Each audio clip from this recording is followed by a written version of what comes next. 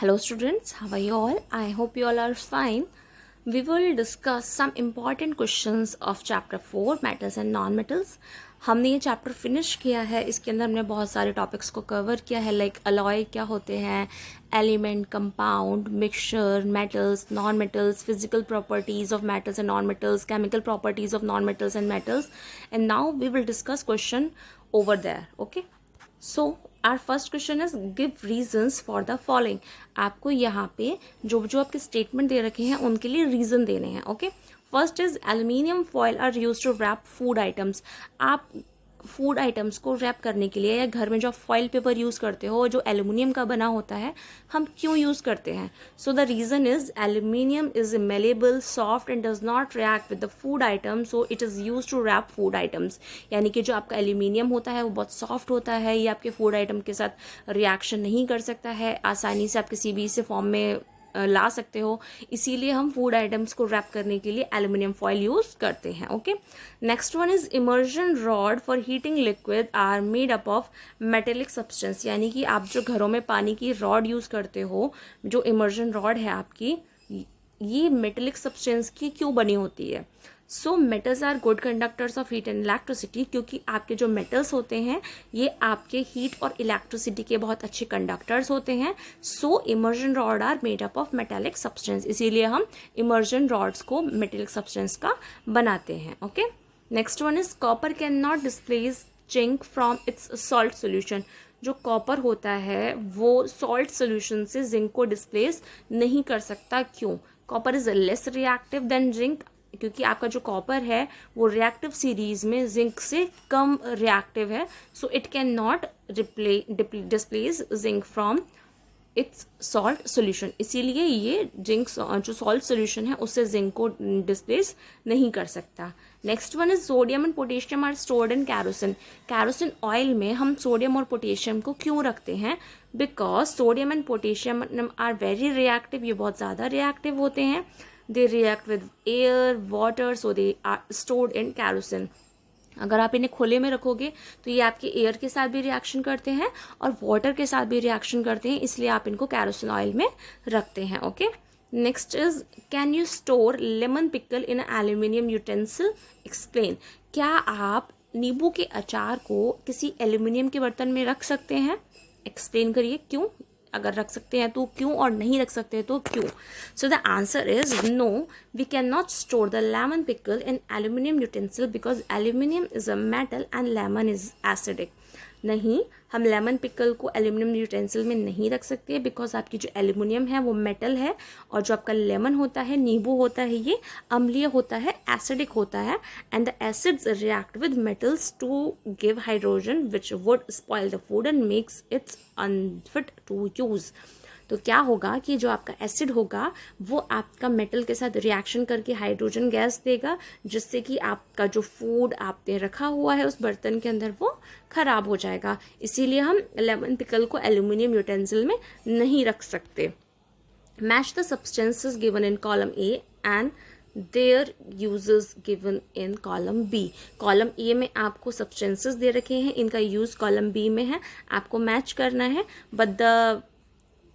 But the good thing is कि मैंने answer सामने ही लिख रखे हैं, तो आपको सिर्फ समझना है, आपको कोई मैचिंग नहीं करनी है. ठीक है. सो गोल्ड का यूज़ करते हैं हम ज्वेलरी बनाने के लिए, आयरन मशीनरी के लिए, aluminium wrapping food, carbon fuel, copper for electric wires and mercury for thermometers. Okay, next is what happen when dilute sulphuric acid is poured on a copper plate. आप जब किसी copper plate के ऊपर किस sulphuric acid को डालोगे, उड़ेलोगे, तो क्या होगा? When dilute sulphuric acid is poured on a copper plate, तो क्या होगा? Copper react with acid to give copper sulphate and hydrogen. तो आपका जो कॉपर होगा वो एसिड के साथ रिएक्शन करके कॉपर सल्फेट और हाइड्रोजन केमिकल रिएक्शन में प्रोड्यूस करेगा. ओके, सल्फ्यूरिक एसिड ने कॉपर के साथ रिएक्शन किया तो मिला आपका copper sulphate plus hydrogen gas. Now iron nails are placed in a copper sulphate solution. आपके जो आयरन नील्स होते हैं उनको कॉपर सल्फेट के सोल्यूशन में क्यों रखा जाता है? When iron nails are placed in copper sulfate solution, displacement reaction takes place in which iron displaces copper. क्योंकि यहाँ पे क्या होता है, यहाँ पर जो आपका रिएक्शन होता है वो होता है, और इससे क्या होता है कि ये डिस्प्लेस कर देता है, किसको डिस्प्लेस कर देता है, कॉपर को। यानी कि कॉपर सल्फेट में जो आपने आयरन डाला, तो इन्होंने, क्योंकि आयरन सबसे ज़्यादा रिएक्टिव होता है रिएक्शन सीरीज में, तो आयरन कॉपर को डिस्प्लेस कर देगा और आयरन कॉपर की जगह ले लेगा, तो ये हो जाएगा आयरन सल्फेट, और कॉपर को ये हटा देगा। And the blue colour turns into green. तो आपका जो ब्लू कलर होगा सोल्यूशन का वो कैसा हो जाएगा, ग्रीन हो जाएगा। One day Rita went to a jeweler's shop with her mother.